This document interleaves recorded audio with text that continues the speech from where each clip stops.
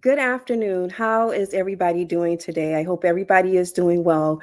For those of you who may not know me, my name is Renarda Joy, and for the next 30 days, I have committed to giving you tips, tools, and insight for those of you who are new to real estate investing. Now, my mission is to shrink the intergenerational wealth gap through real estate investing, and I have been using this platform to sound the alarm. Now, if you're just tuning in for the first time, we are on day 13. I invite you to go back and listen to our conversations. And if you have any questions or if you've gotten any value, please feel free to leave it in the comments and I will respond. Now, before I get started with today, you guys know I want to know who's here, where you from, and what value have you gotten from the days that we've been together. Yesterday, we talked about landlord. Today, I want to talk a little bit about tenants. So let's assume that you've bought the property and now you're trying to figure out the rents and a little other nuances about dealing with tenants. The first thing you need to do is look at the rental trends in the area. And in order to do that, you need to look at true comparables, right? What do I mean by that? Let's say you have a 2 bedroom. Don't look at a 4 bedroom with more amenities. You have to make sure you're comparing apples to apples, right? And I want you to also be mindful the same thing that I'm asking you to do or suggesting that you do for your research. Today's tenants, they're very savvy. This is what they're doing as well. The next thing is you need to make sure that your tenants can afford to pay the rent. It doesn't matter how nice they are. You know that they're going to really keep your property up. Can they pay the rent? A lot of states have the 40 times the rent guidelines that they use. Which means is they take the rent or the person's salary to see if they can actually pay 40 times the rent. An example of that would be, let's say your rent is $1,500. That means your tenant should be making $60,000. And it's important for you to really make sure that they can afford to pay the rent. The next thing is make sure that when you have a potential tenant that they're filling out an application completely. You want to know where they work. You also want to get their landlord's information, right? Landlord verification.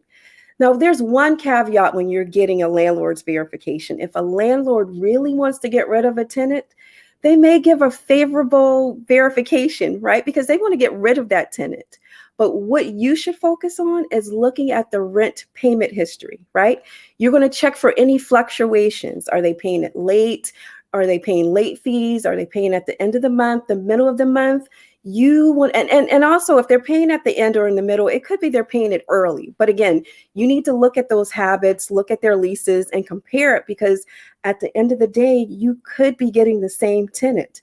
So if they have those same bad habits, it's only going to transfer to you as the new landlord. So keep that in mind.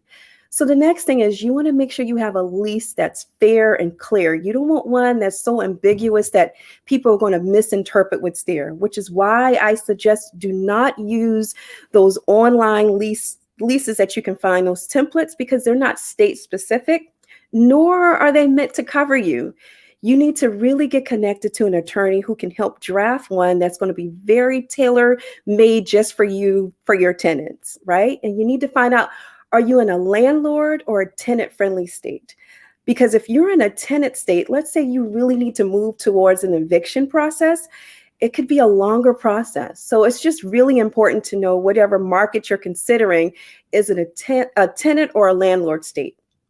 Now, the next thing is say what you mean. Do not overpromise and underdeliver. A lot of tenants would use that as their grounds of not paying rent.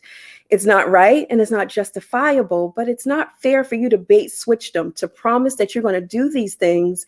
They move in and you kind of become a slumlord. You don't want to do that. So say what you mean. And the last point I want to say is, if your tenant doesn't pay you rent on time, make sure you speak up and find out immediately why, right? You want to give them a call, send them an email with a reminder of the language in your lease about how you deal with late rents, right? Do you have like a late payment fee? Whatever that looks like, you need to remind them. And if they don't respond to that, then the next process is to start the legal process. You don't need to cry wolf, right? You need to say what you mean and let your lease be your voice. So I hope that this has been helpful. I know I've said a lot of information today, and if you need clarification or if you have any questions or if you've gotten any value, please feel free to leave that in the comment section. Now, if you're watching this outside of my business Facebook page, I invite you to come and join me at renardajoylive.com. That's renardajoylive.com. Now, I don't want you to join for the likes. I want you to join so that you can get the notifications, get the updates, and really build up your real estate investor arsenal so that you can be an informed investor, what I call a legacy setter. Now, if you're just joining us, we just wrapped up day 13. I invite you to go back and look at our previous conversations.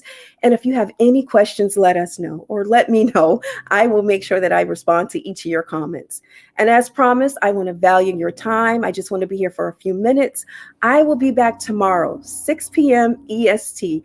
Have a good night.